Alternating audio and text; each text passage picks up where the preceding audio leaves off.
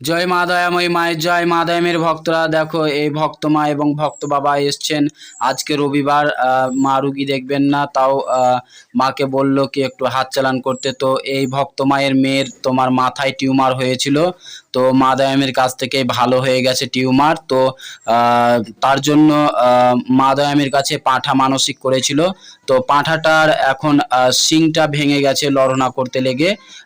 তো দিতে পাবে কি পাবে না তার জন্যই হাত চালান করছে। তো দেখো দিতে পাওয়ার ঘরেই মানে গেছে হাতটা, বারে বার যাচ্ছে। তো মা সেই পাঁঠাটাই নেবে, শিং ভেঙে গেছে তাও।